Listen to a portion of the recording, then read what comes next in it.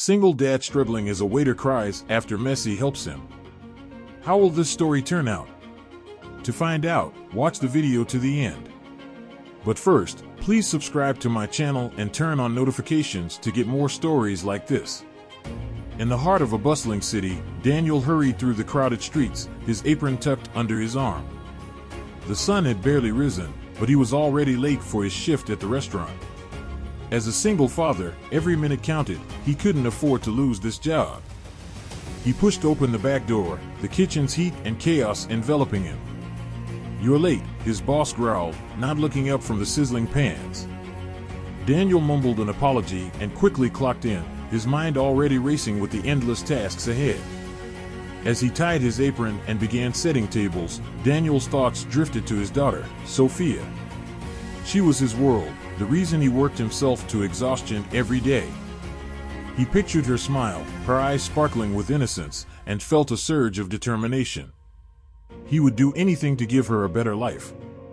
The lunch rush hit like a tidal wave, and Daniel found himself running from table to table, taking orders, delivering food, and cleaning up messes. Customers barked demands, impatient and unforgiving. Daniel kept his head down, his smile never wavering, even as his feet ached and his back strained under the weight of heavy trays. As the hours ticked by, Daniel's energy began to wane. He had barely eaten, grabbing bites of leftover food when he could. His boss watched him like a hawk, quick to criticize any misstep. Daniel wished someone would see how hard he was trying, how much he cared. But in this unforgiving city, kindness was a rare commodity. The dinner shift brought a new wave of challenges. The restaurant was packed, and Daniel found himself handling multiple tables at once. He moved with practiced efficiency, but the demands kept coming. At one table, a well-dressed man waved him over impatiently. "I've been waiting for my drink for 10 minutes, he snapped, his eyes cold. Daniel apologized profusely, rushing to get the man's order. In his haste, he bumped into another waiter, sending a tray of glasses crashing to the floor. The restaurant fell silent. Daniel's boss emerged from the kitchen, his face twisted with anger. "Clean it up," he barked, "and don't let it happen again." Daniel quickly swept up the shattered glass, his face burning with shame. He could feel the customers' eyes on him, judging, condemning. He wished he could disappear, to fade into the background like he usually did. As he returned to the well-dressed man's table with the drink, the customer sneered. "I shouldn't have to put up with such incompetence," he said loudly, making sure everyone could hear. "I don't know why they even bother hiring people like you." Daniel felt the words like a blow to the gut. He lowered his eyes, mumbling another apology. He knew he was replaceable, just another cog in the machine. But he needed this job, needed the meager paycheck to keep a roof over Sophia's head. The night wore on, and Daniel's spirit wore down. His boss continued to berate him, threatening to dock his pay for the broken glasses. Daniel bit his tongue, knowing he couldn't afford to argue. He thought of Sophia, of her innocent face, and felt tears prick the corners of his eyes. As the last customers trickled out, Daniel finally allowed himself a moment to breathe. His feet throbbed, his back ached, and his heart felt heavy. He cleared the final tables, scrubbing at stubborn stains, trying to ignore the laughter and chatter of his coworkers as they clocked out and headed home. He looked up as his boss approached, a stack of bills in hand. "You're lucky I don't fire you after tonight," he growled, thrusting the money at Daniel. "Don't let it happen again." Daniel nodded, pocketing the cash. It was barely enough to cover rent, let alone groceries or Sophia's school supplies. He wished he could stand up for himself, to demand the respect he deserved. But he knew the reality. He was just another struggling waiter in a city full of them. As he untied his apron and headed for the door, Daniel felt the weight of his exhaustion settle on his shoulders. The thought of another day, another shift, seemed unbearable. He stepped into the alleyway behind the restaurant, leaning against the wall, finally allowing the tears to fall. Unbeknownst to him, a figure stood in the shadows, watching with quiet understanding. Lionel Messi, one of the restaurant's most famous patrons, had observed Daniel's struggles throughout the evening. He had seen the waiter's tireless efforts, his unbreakable spirit in the face of cruelty and adversity. Messi stepped forward, his presence commanding yet gentle. "Excuse me," he said softly, startling Daniel from his thoughts. "I couldn't help but notice your hard work tonight."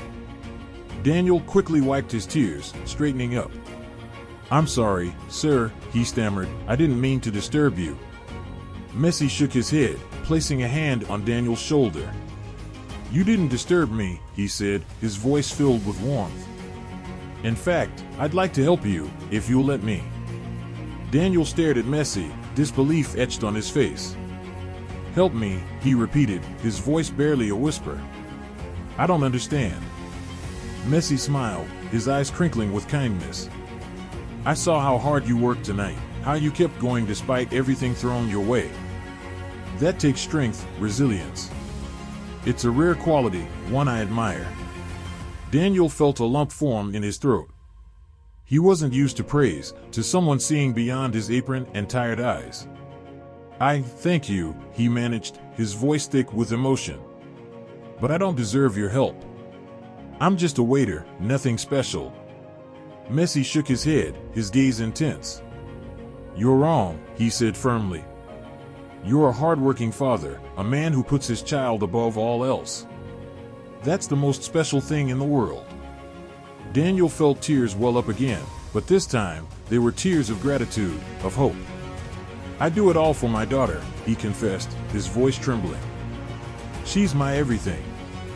Messi nodded, understanding shining in his eyes. "And that's why I want to help," he said, reaching into his pocket.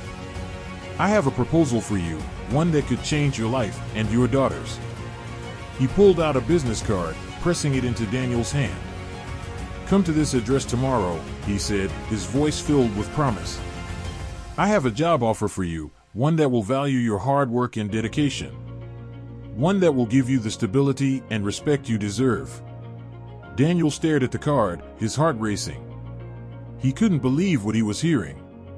A job offer from Lionel Messi himself? It seemed too good to be true. But as he looked into Messi's eyes, he saw only sincerity, only a genuine desire to help. And for the first time in a long time, Daniel felt a flicker of hope, a sense that maybe, just maybe, his luck was about to change. The next morning, Daniel stood outside the address on the business card, his heart pounding in his chest. The building was sleek and modern, all glass and steel. He felt out of place in his worn jeans and faded shirt, but he squared his shoulders, determined to see this through. He pushed open the door, stepping into a spacious lobby. A receptionist looked up, her smile warm and welcoming. "Daniel," she asked, rising from her seat. "Mr. Messi is expecting you. Right this way." Daniel followed her down a hallway, his palms sweating. He couldn't shake the feeling that this was all a dream, that he would wake up at any moment, back in his cramped apartment with another day of endless struggles ahead. But then the receptionist opened a door, and there was Messi, sitting behind a large desk, his smile just as kind as it had been the night before. "Daniel," he greeted, standing to shake his hand. "I'm so glad you came." Daniel sank into the chair opposite him, his mind buzzing with questions. "I still don't understand," he confessed, his voice shaky. "What is this job offer? Why me?" Messi leaned forward, his expression serious. "I've been looking for someone like you, Daniel," he said, his voice filled with conviction. "Someone with integrity, with a strong work ethic and an unbreakable spirit. Someone who understands the value of perseverance, of putting others before themselves." He slid a folder across the desk, motioning for Daniel to open it. "I'm starting a new foundation, one dedicated to helping struggling families in the city. We'll provide resources, support, and most importantly, stable employment for hardworking individuals like yourself." Daniel flipped through the pages, his eyes widening. The job offered a generous salary, benefits, and most importantly, a sense of purpose, of making a real difference in people's lives. "I want you to be a part of this, Daniel," Messi continued, his voice filled with warmth. "Not just as an employee, but as a leader, someone who can inspire others with your story, your strength." Daniel felt tears prick his eyes, overwhelmed by the offer, by the kindness in Messi's eyes. "I don't know what to say," he whispered, his voice thick with emotion. It's everything I've ever wanted, for myself, for my daughter." Messi smiled, reaching across the desk to clasp Daniel's hand. "Say yes," he urged, his voice filled with hope. "Say yes to a new beginning, to a future filled with possibility." And as Daniel looked into Messi's eyes, he felt something he hadn't felt in a long time, a sense of belonging, of being valued for who he was, not just what he could do. "Yes," he said, his voice strong and clear. "Yes, I accept." The first few weeks at the foundation were a whirlwind of activity. Daniel threw himself into his new role, his dedication and hard work quickly earning him the respect of his colleagues. He felt a sense of purpose, of making a real difference in the lives of families just like his own. But it wasn't always easy. There were long hours, challenging cases, and moments of self-doubt. Daniel sometimes found himself wondering if he was truly cut out for this, if he had what it took to be a leader. It was in those moments that he thought of Sophia, of her unwavering love and support. She was thrilled about his new job, proud of her daddy for helping people, just like a superhero. Her joy and innocence were a constant reminder of why he was doing this, of the better future he was building for them both. Daniel also found strength in his new colleagues, particularly a woman named Maria. She was a single mother herself, and she understood the struggles Daniel faced. They often worked late together, sharing stories and laughter over coffee, finding comfort in their shared experiences. One evening, as they pored over a particularly challenging case, Maria turned to Daniel, her expression thoughtful. "You know," she said softly, "when I first heard your story, I was in awe of your strength, your resilience. You're an inspiration, Daniel, to me and to so many others." Daniel felt a blush creep up his cheeks, and used to such praise. "I don't feel inspiring," he confessed, his voice low. "I feel like I'm just trying to keep my head above water, to do right by my daughter." Maria placed a hand on his arm, her touch gentle. "That's exactly what makes you inspiring," she insisted, her eyes shining with sincerity. "You never give up, no matter how hard things get. You always put your child first, always strive to be better. That's the definition of a hero, Daniel." Daniel felt tears prick his eyes, overwhelmed by Maria's words, by the realization that maybe, just maybe, he was making a difference, not just in Sophia's life, but in the lives of countless others. And as he returned to his work, he felt a renewed sense of purpose, a determination to live up to the faith that Messi, Maria, and so many others had placed in him. He was no longer just a struggling waiter, a single father barely scraping by. He was Daniel, a leader, a hero in his own right. And he was just getting started. As the months passed, Daniel's work at the foundation began to gain attention. Local news outlets ran stories on the impact the organization was having, on the lives being changed by the resources and support it provided. Daniel found himself thrust into the spotlight, asked to speak at events and interviews, to share his story and inspire others.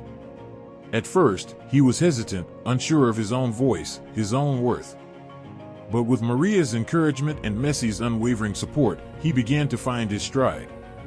He spoke of his struggles, of the long hours and low pay, the constant fear of not being able to provide for his daughter. But he also spoke of hope, of the kindness of strangers, of the power of perseverance and hard work. "I used to think I was alone," he confessed to a rapt audience at a fundraising gala. "That I was just another face in the crowd, another struggling single parent with no one to turn to. But I was wrong. There are people out there who care, who want to help. People like Lionel Messi, who saw something in me, who gave me a chance when no one else would." The crowd applauded, moved by Daniel's words, by his humble gratitude and fierce determination. And as he stepped off the stage, Maria was there, her eyes shining with pride. "You did it," she whispered, pulling him into a hug. "You're changing lives, Daniel. Not just Sophia's, but so many others. Never forget that." Daniel hugged her back, feeling a sense of belonging, of purpose. He knew there was still so much work to be done, so many families still struggling. But he also knew he was part of something bigger now, a movement of kindness and compassion, of ordinary people doing extraordinary things. And as he returned to his work, to the long hours and challenging cases, he did so with a renewed sense of hope, a belief that together they could make a real difference, one life at a time. Despite the progress and accolades, Daniel never forgot his roots, the struggles that had brought him to this point. He made a point to visit the restaurant where he had once worked, to check in on his former colleagues and offer support where he could. It was on one such visit that he encountered his old boss, the man who had once belittled and berated him at every turn. But instead of anger or resentment, Daniel felt only compassion, a desire to understand. He sat with the man, listening as he spoke of his own struggles, the pressures of running a business in a cutthroat industry. And as Daniel listened, he began to see his former boss in a new light, not as a villain, but as a human being, flawed and struggling just like everyone else. "I know I wasn't always fair to you," the man confessed, his eyes downcast. "I was under so much stress, so much pressure. I took it out on you, and I'm sorry." Daniel felt a lump form in his throat, moved by the man's honesty, his vulnerability. "I understand," he said softly, reaching out to clasp the man's hand. "We all make mistakes, we all have our struggles. What matters is that we learn from them, that we strive to be better." The man nodded, his eyes glistening with unshed tears. "You're a good man, Daniel," he said gruffly, his voice thick with emotion. "A better man than I could ever be." Daniel shook his head, a small smile playing at his lips. "I'm just trying my best," he said humbly, "just like everyone else. And I couldn't do it without the support of people like you, people who gave me a chance, even when I didn't deserve it." The man squeezed Daniel's hand, a silent acknowledgement of the bond they shared, the struggles they had both faced. And as Daniel left the restaurant that day, he felt a sense of closure, of forgiveness, of the power of compassion to heal even the deepest of wounds. He knew there would be more challenges ahead, more obstacles to overcome. But he also knew he was not alone, that he had a community of support, a network of love and kindness that would carry him through even the darkest of times. And with that knowledge, he faced the future with hope, with a renewed sense of purpose, and with the belief that anything was possible as long as he had faith, perseverance, and the love of those around him. As Daniel's work at the foundation continued to grow, so too did his relationship with Maria. What had started as a friendship, a bond forged over shared struggles and late-night coffee, had blossomed into something deeper, something neither of them had expected. It was a love born of understanding, of the knowledge that they had both faced the same challenges, the same fears and doubts. They supported each other, not just in their work, but in their personal lives, in the daily struggles of single parenthood and the constant pressure to be strong, to be perfect. One evening, as they sat together in Maria's small apartment, watching their children play, Daniel turned to her, his heart full of emotion. "I never thought I could feel this way again," he confessed softly, his eyes searching hers. "After Sophia's mother left, I was so broken, so lost. I didn't think I deserved happiness, deserved love." Maria reached out, cupping his face in her hands. "You deserve all the happiness in the world, Daniel," she whispered fiercely, her eyes shining with love. "You're an amazing father, an amazing man. You've changed so many lives, including mine." Daniel felt tears prick his eyes, overwhelmed by the depth of her love, by the realization that he was no longer alone, no longer trapped in the cycle of struggle and despair.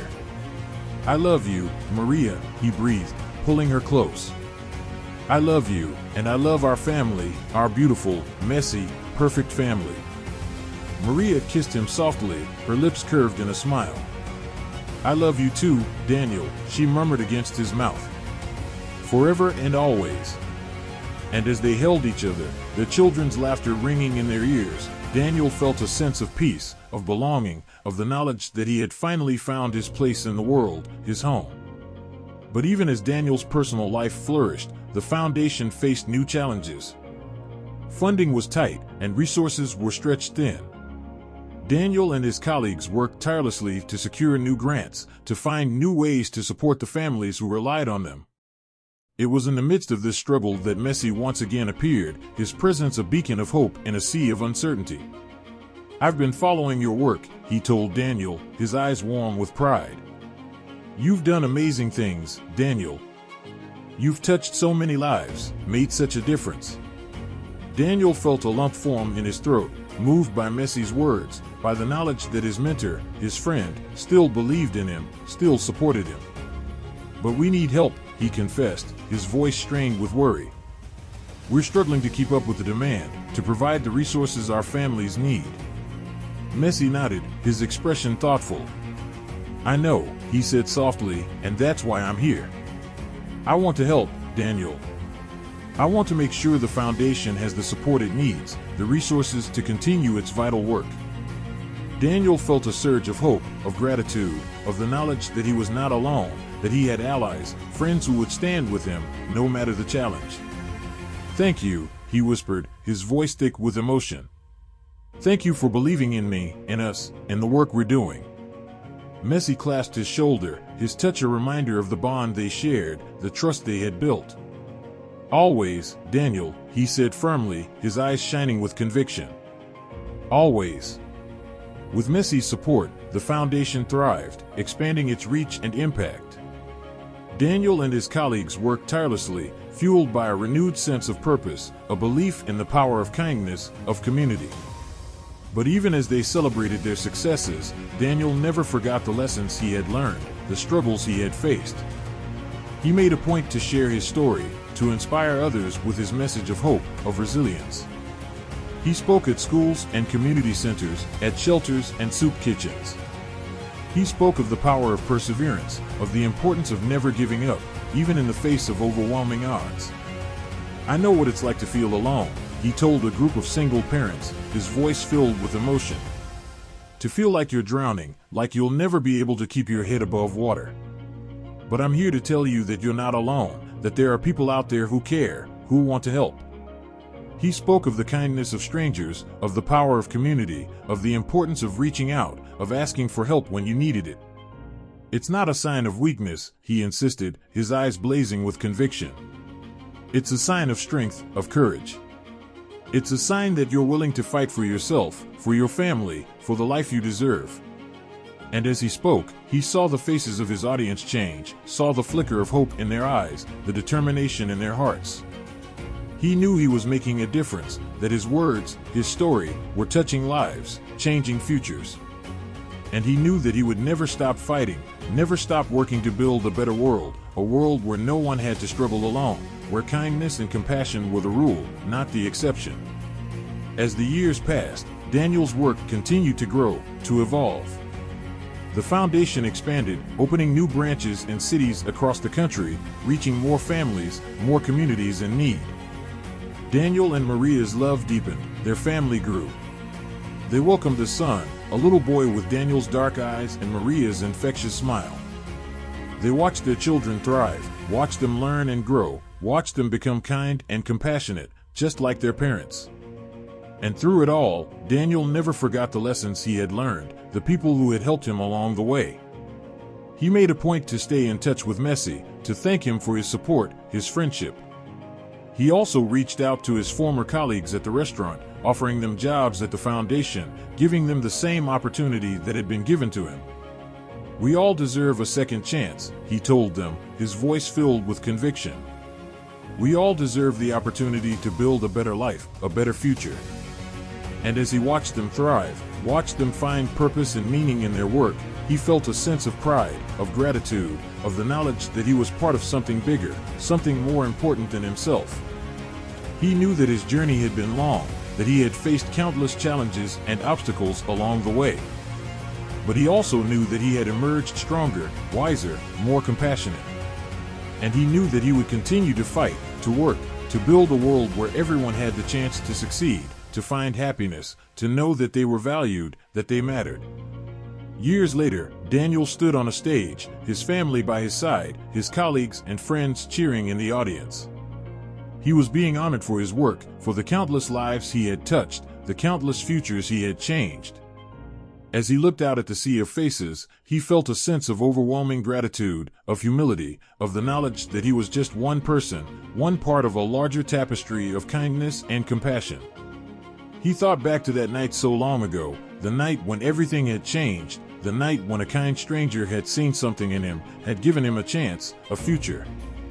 He thought of the struggles he had faced, the obstacles he had overcome, the love he had found, the family he had built. And as he stepped up to the microphone, his voice filled with emotion, he knew that he had a message to share, a message of hope, of resilience, of the power of kindness to change lives, to change the world. We all have a choice, he said, his eyes shining with conviction. A choice to be kind, to be compassionate, to make a difference in the lives of others. And that choice, that decision to love, to serve, to give of ourselves, is the most powerful thing we can do. He looked out at the audience, at the faces of those he loved, those he had helped, those he had inspired. Never forget that you matter, he said softly, his voice filled with emotion. Never forget that your life, your story, your struggles and your triumphs are all part of a larger narrative, a narrative of hope, of love, of the power of the human spirit to overcome, to thrive, to change the world. And as the audience rose to their feet, their applause thundering through the room, Daniel felt a sense of peace, of purpose, of the knowledge that he had found his calling, his place in the world. He had started as a struggling waiter, a single father fighting to survive. But he had become so much more, a leader, a visionary, a beacon of hope in a world that so desperately needed it. And he knew that he would continue to fight, to work, to build a better future, not just for himself and his family, but for all those who came after, all those who dared to dream of a world where kindness and compassion reigned supreme, where every life was valued, where every story mattered.